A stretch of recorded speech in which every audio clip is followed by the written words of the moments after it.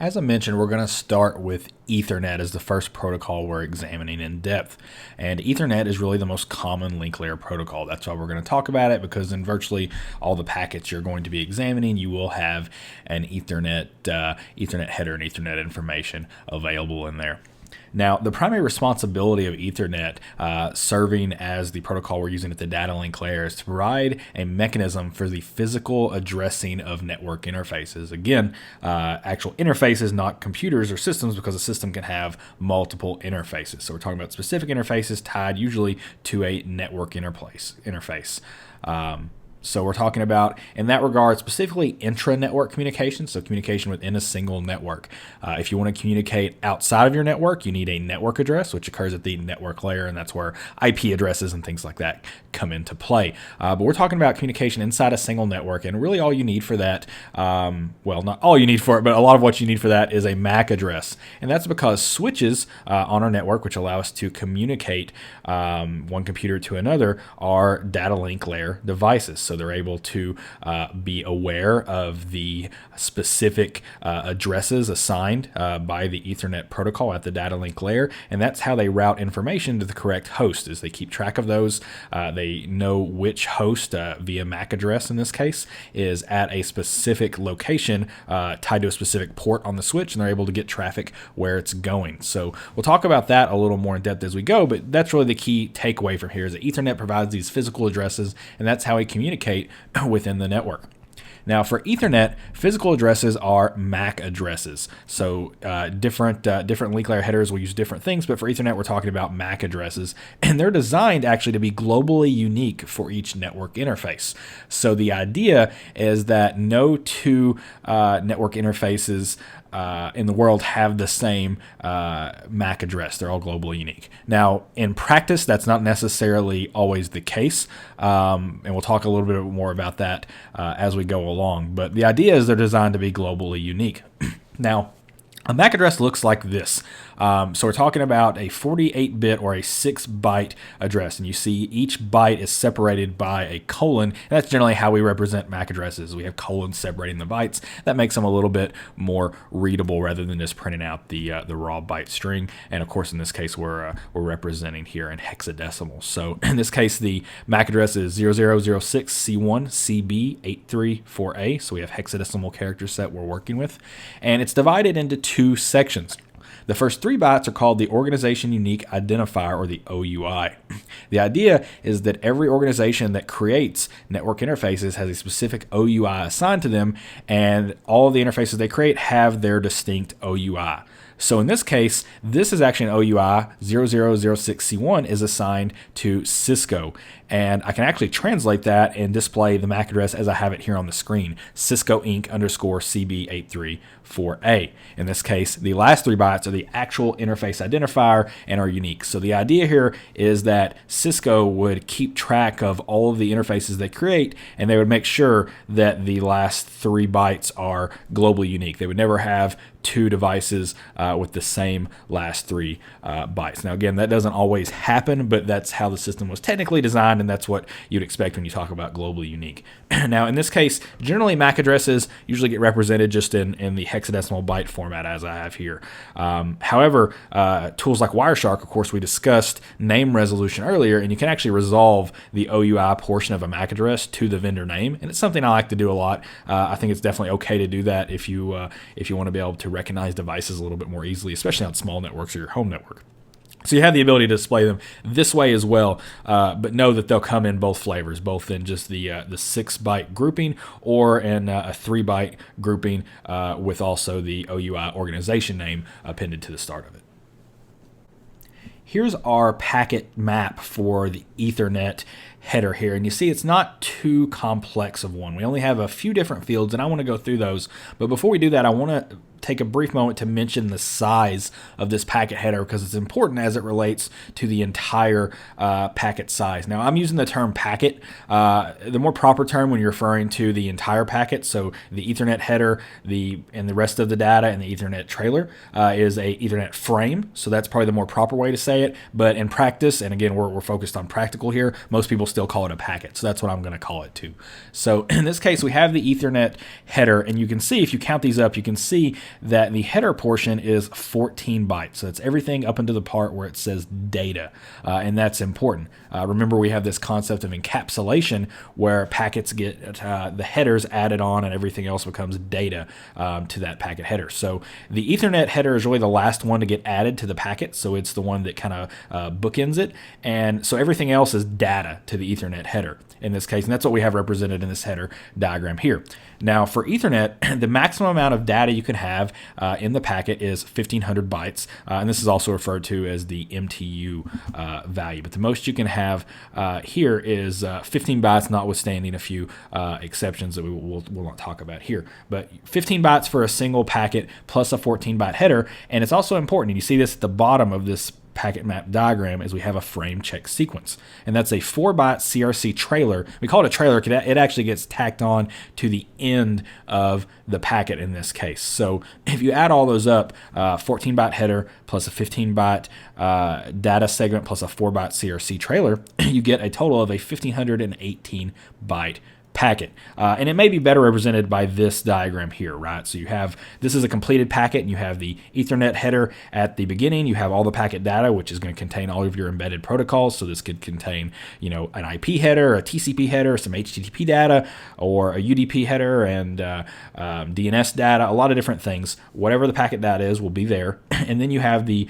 4-byte CRC trailer at the end. So you actually have Ethernet data on both ends of the packet, but for the most part, nobody really talks a lot about the CRC.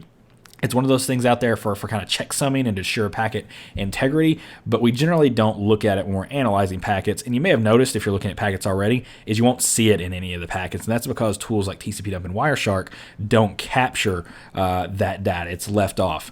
So because of this, generally you only see 1514 bytes, and a lot of people, when they talk about maximum packet size, they'll actually say 1514 bytes rather than 1518.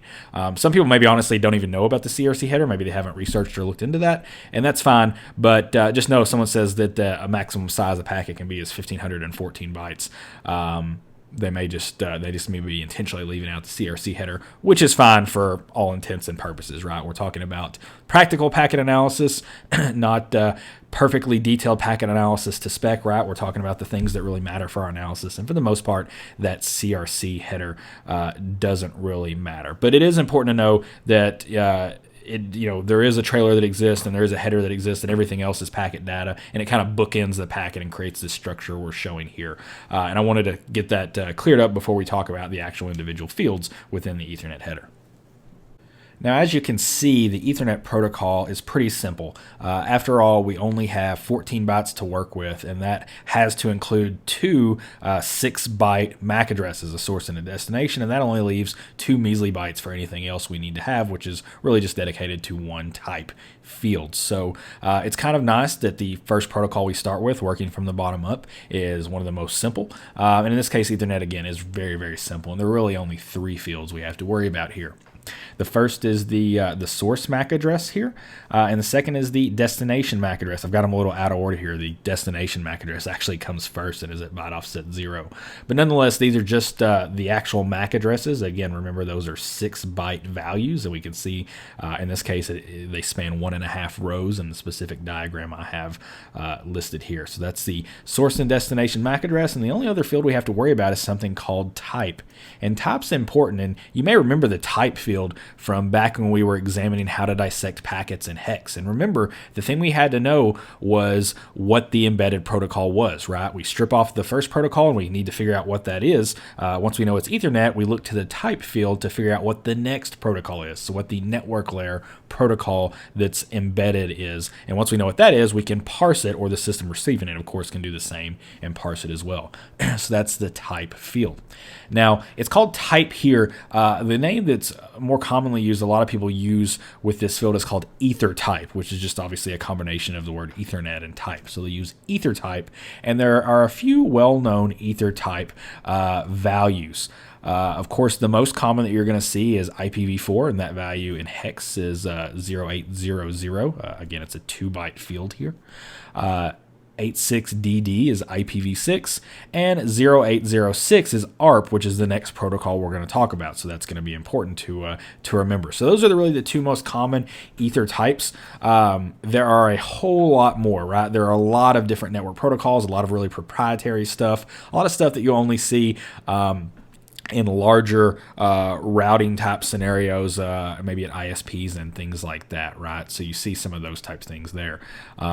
But you can get a full list of those, the URLs here if you want to look around at it. It's standards-OUI.IEEE.org/ethertype/eth.txt. And that'll give you a full list of all the IEEE managed ether types. But for the most part, IPv4, IPv6, ARP, those are the three you're going to see. And really the great majority of those are probably going to be IPv4. You're probably not going to do a lot of manual dissection of this, but these are good to know, especially if you encounter an unexpected protocol. So that's really the case. You'll really be looking at the ether type. Is you'll look in there, you'll see something that's not IPv4, IPv6, or ARP, and then you'll have to go consult this list, or maybe Wireshark will tell you one or the other. But you may have to consult this list and find out what the embedded protocol is, so you can understand it a little bit better. But these are the common ether types, and that's really all there is to an Ethernet packet. Very, very simple structure, which makes for a very, very simple stimulus and response. Now I want to show you what this real quickly looks like in Wireshark. So I've took a screen cap here and pulled that out. Certainly you've seen this already. We've looked at a few different examples where we've looked at the Ethernet header. But in this case, you see it's, for the most part, the highest level protocol that's listed. We have that frame section at the top, but that's really just statistics. The Ethernet header is really the topmost one because in this case, the IPv4 and TCP headers are embedded within it. They're embedded protocols. So we see here we have our destination MAC address shown both in a resolved and raw manner. So we see it's a Cisco device. We have our source MAC address. We see this is a Dell device. And then we have our Ethernet type or ether type field, which is hex 0800, and that translates to IPv4. And of course, Wireshark does that translation for us. And in most cases, it will do that for you, which means you don't always have to have those memorized. Of course, those of us who do a lot of packet analysis learn to memorize these things. It just kind of happens over a course of time, and certainly you'll do that as well. But again, very, very simple protocol. Not a lot to it, just these three fields, so very easy to visually parse. Now that you understand a little bit about the structure and purpose of the Ethernet protocol, let's talk a little bit about stimulus and response. And there's not a lot to this one. In this case, you'll see we have two systems here, System A and System B, and they each have a unique MAC address. For simplicity, System A's MAC address is just all ones, System B's MAC address are all twos. Again, these are just 6-byte MAC addresses that are ideally globally unique. Now in this case, when we send a packet from System A to System B, we're going to have a source MAC of all ones, which is that of System A, and a destination MAC of all twos, which is System B. Pretty obvious, right? System A is sending to System B, so that's how our source and dest are defined. Of course, we'd also have an ether type, so probably 0800 because it's an IPv4 packet, let's say, but that's irregardless of stimulus and response, right? We're talking about things that are involved in the actual interaction in this case. So any communication that's sent from System A to System B will have an Ethernet header, and it will have this source and destination MAC address. Now, when the communication comes back the other way, these are going to flip, again, as you might expect. In this case, the packet's going the other direction, so the source MAC is all twos, which is representative of System B, and the destination MAC address is all ones, which is representative of System A. So very, very straightforward. We just have source and destination MAC addresses that represent the transmitting and receiving system, and that's normal Ethernet stimulus and response. So what does abnormal stimulus and response look for the Ethernet protocol? And there's not a lot of it specifically because this is such a simple process. You'll see there's a lot more abnormal stimulus response when we start looking at protocols like TCP or DNS or things like that. We have a lot of different scenarios. But really the only specific scenario I want to talk about here that's abnormal stimulus and response for Ethernet relates to spoofing. Now in this case, look again, we have the same two systems. System A is all ones for its MAC address, and System B is all twos. Now in this case, I transmit a packet and look at the source MAC address. Instead of all ones, it's ones in the first 3 bytes and threes in the second 3 bytes. So in the other bytes, it's all threes. this is not the MAC address that system A has, right? It's a different MAC address. The destination MAC is right. It's being sent to system B, and of course it has to be in order to get to where it's going. But in this case, it's the MAC address is spoofed. So what you can do in this case is actually configure the source system to send packets with a MAC address different than the one that's assigned to the physical hardware. And we'll talk about how that can happen a little bit here in just a second. But know that this can happen, and you have this scenario where things can be spoofed. Now, as you might imagine, when you talk about response in this case, the response is going to come back and it's going to look like this. We're once again going to flip the source MAC address and dest MAC address. In this case, the source is now all 2s representing system B, and the dest is 111111333333, which is representing the spoofed address used by system A. Now, you might be asking yourself, well, how is this possible? If I'm sending data back from system B to system A and I'm using a spoofed address, how is it going to get to system A? That won't work, will it? Well, it will, and it's going to work thanks to the ARP protocol, which we're going to talk about here in a minute. So we'll get into that here in a second. But know that this type of spoofing is possible. And not only that, it's quite easy. And generally because, like I said, MAC addresses are ideally unique, but they aren't always, right? I always talked about how collisions happen, how sometimes different vendors will overlap, or they'll accidentally assign the same one twice, or they'll just run out of them, something like that. But there's also the spoofing factor, and that's very easy to do. I have a screenshot on the screen here of actually just using normal tools within Ubuntu Linux to spoof my MAC address. So you'll see the device MAC address there at the top, which is the one that starts with OOC29CA51C6, and this is the cloned MAC address section. And what I'm actually doing there is spoofing that MAC address, and I've changed it to where it's 000C29111111, which is not the real MAC address of the system. Now, there's some legitimate reasons why you might want to do this, especially if you've set up old DSL modems from time to time. You may have had to do MAC address cloning to represent a modem as another device or a system as another device to do pass-through networking there. There are a few legitimate reasons for this, but of course there are also a few, and more than a few, illegitimate reasons for it as well. So spoofing is definitely a thing that can happen here, and it's something you should be aware of. Of course, again, we'll go into ARP here in a minute. We'll talk about how that spoofing can be used to do things like ARP cache poisoning, which is something we've looked at before. So with that said, that's really all there is to Ethernet. Again, very simple protocol. The most important thing to understand is it's responsible for MAC addresses, and those MAC addresses are responsible for physical addressing, which is what allows communication inside a network. We need network and IP addresses for inter-network communicating with other networks, but for inside a network, MAC addresses will get the job done because that's what switches use to route traffic to specific locations. We start with Ethernet because it's very important to understand Ethernet first before we understand the address resolution protocol, or ARP, which is what we're going to talk about next.